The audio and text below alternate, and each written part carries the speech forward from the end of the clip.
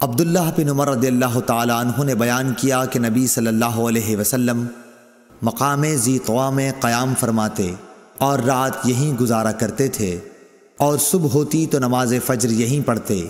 مکہ جاتے ہوئے یہاں نبی کریم صلی اللہ علیہ وسلم کے نماز پڑھنے کی جگہ ایک بڑے سے ٹیلے پر تھی، اس مسجد میں نہیں جو اب وہاں بنی ہوئی ہے، بلکہ اس سے نیچے ایک بڑا ٹیلہ تھا۔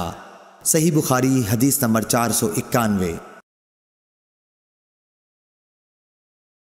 عبداللہ بن عمر رضی اللہ تعالی عنہ نے بیان کیا کہ نبی کریم صلی اللہ علیہ وسلم نے اس پہاڑ کے دونوں کونوں کا رخ کیا جو اس کے اور جبل طویل کے درمیان کعبے کی سمت ہیں۔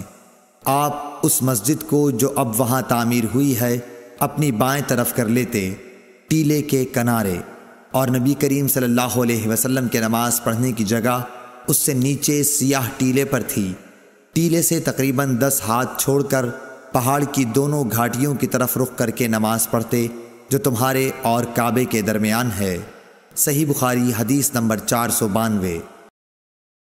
عبداللہ بن عباس رضی اللہ تعالی عنہ نے فرمایا کہ میں ایک گدھی پر سوار ہو کر آیا۔ اس زمانے میں بالغ ہونے والا ہی تھا۔ رسول اللہ صلی اللہ علیہ وسلم منا میں لوگوں کو نماز پڑھا رہے تھے، لیکن دیوار آپ کے سامنے نہ تھی۔ میں صف کے بعض حصے سے گزر کر سواری سے اترا اور میں نے گدھی کو چرنے کے لیے چھوڑ دیا اور صف میں داخل ہو گیا، پس کسی نے مجھ پر اعتراض نہیں کیا۔ صحیح بخاری حدیث نمبر 493۔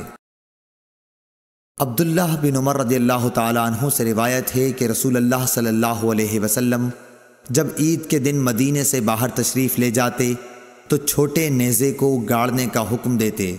وہ جب آپ کے آگے گاڑ دیا جاتا تو آپ اس کی طرف رخ کر کے نماز پڑھتے اور لوگ آپ کے پیچھے کھڑے ہوتے۔ یہی آپ صلی اللہ علیہ وسلم سفر میں بھی کیا کرتے تھے۔ مسلمانوں کے خلفاء نے اسی وجہ سے برچھا ساتھ رکھنے کی عادت بنا لی ہے۔ صحیح بخاری حدیث نمبر 494۔ شعبہ نے بیان کیا عون بن ابی جحیفہ سے کہا، میں نے اپنے باپ وہب بن عبداللہ سے سنا کہ نبی صلی اللہ علیہ وسلم نے لوگوں کو بطحا میں نماز پڑھائی۔ آپ کے سامنے عنزہ ڈنڈا جس کے نیچے پھل لگا ہوا ہو گاڑ دیا گیا تھا۔ چونکہ آپ مسافر تھے اس لیے ظہر کی 2 رکعت اور عصر کی 2 رکعت ادا کیں۔ آپ صلی اللہ علیہ وسلم کے سامنے سے عورتیں اور گدھے گزر رہے تھے۔ صحیح بخاری حدیث نمبر 495۔